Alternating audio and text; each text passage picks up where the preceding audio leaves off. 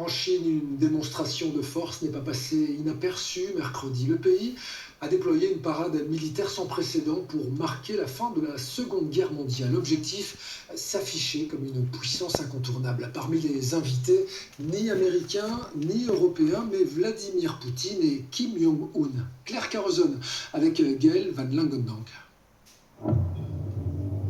Wow. La Chine, en ordre de bataille. Dans la plus grande parade militaire de son histoire, Pékin affiche sa toute-puissance et fait passer au monde un message clair. La Chine est prête à prendre la tête d'un nouvel ordre mondial. Voilà pourquoi l'histoire de la RDC et le Rwanda est en train de s'entêter parce que ces gens sont derrière maintenant le Rwanda.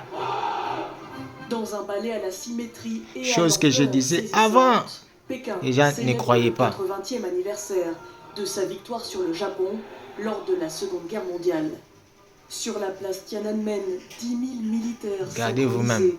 Et un déploiement titanesque d'armement. Si la Chine fête la fin d'une guerre, elle semble aussi bien préparée à l'éventualité d'une nouvelle.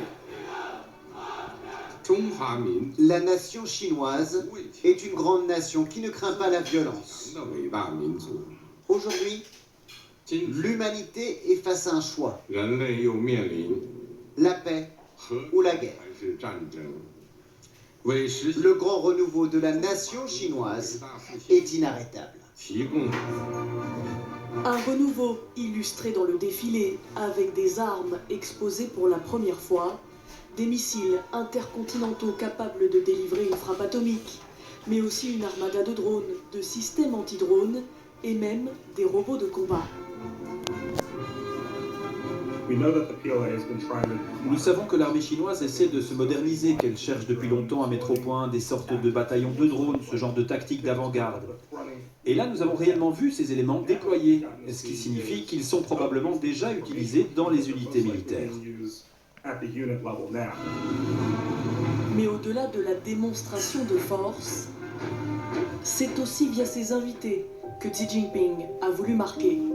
Voilà cette association. A assisté à l'événement. Parmi eux, aucun dirigeant d'une grande puissance occidentale, mais la présence historique du Nord-Coréen Kim Jong-un et du Russe Vladimir Poutine.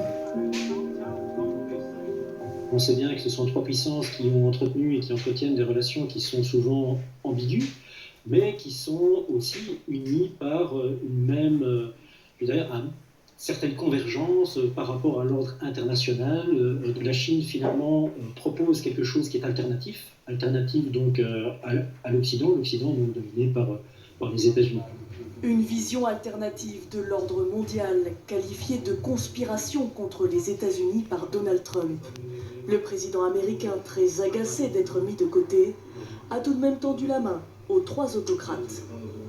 Je comprends la raison pour laquelle ils ont fait ça. Ils espéraient que je sois en train de regarder, et effectivement, je regardais. Mes relations avec chacun d'entre eux sont très bonnes. Nous verrons à quel point elles le sont dans les prochaines semaines. Parmi les 50 000 spectateurs sur place, un Belge était présent, l'ancien Premier ministre Yves Le Terme. Proche de Pékin, il défend une troisième voie, celle d'un dialogue plus soutenu entre l'Europe et la Chine.